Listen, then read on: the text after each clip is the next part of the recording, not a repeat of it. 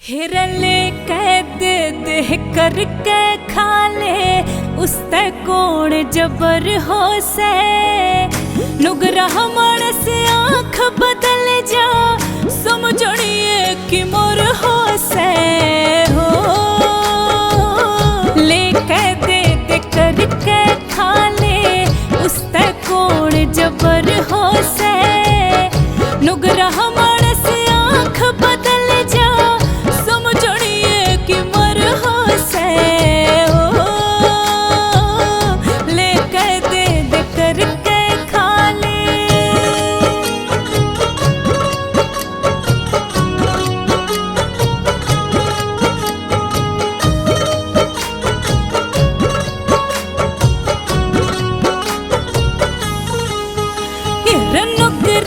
चले धरती हल्ले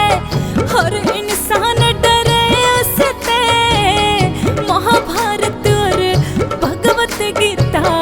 वेद कुरान डरे उसते ध्रुव भगत और सप्त ऋषि का तीन ईमान डरे उसते और के ज्यादा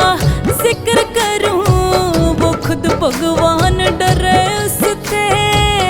खानदान घर के बालक ने जात जान का डर हो से ले कह दे करके खा ले उसते कोण जबर हो से नुगरा मानस आँख बदल जा समझणिए कि मर हो से ले कह दे करके खा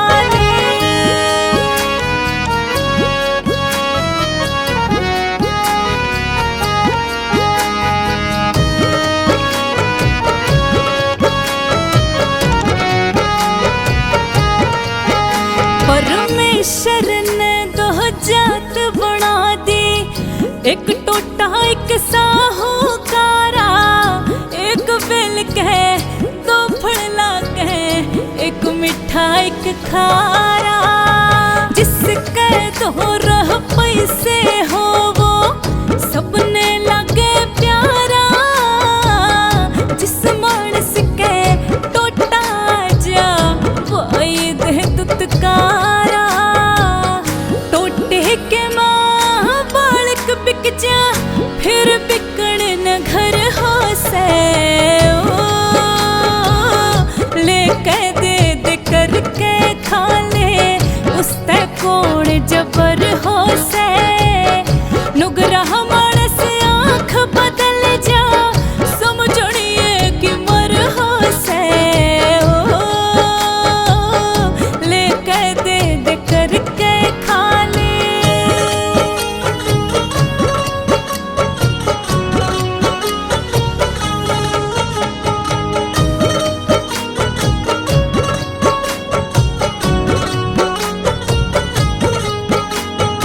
एक झुंड कह तो सरकंडे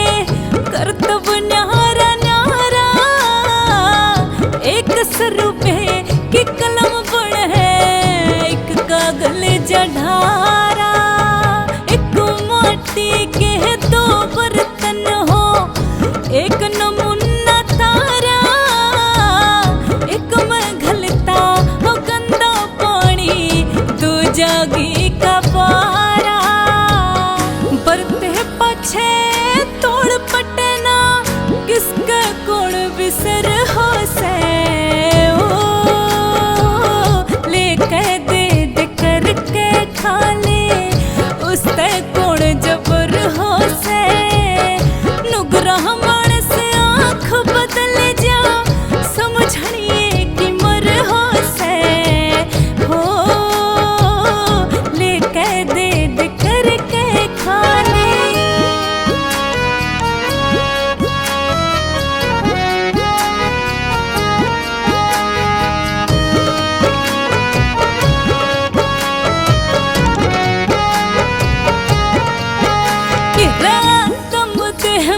जन्म ले लिया करके खाना चाहिए गिरता गिरता मानस गिर जा किते ठिकाना चाहिए। जिस भाई का काम वाट ले वो प्रण निभाना चाहिए। जाट मेहर सिंह ओ गाया करे सा कंगली गाना चाहिए। जड़ गड़वे पे टीप बंधा तेरा बलहम चोट जिकर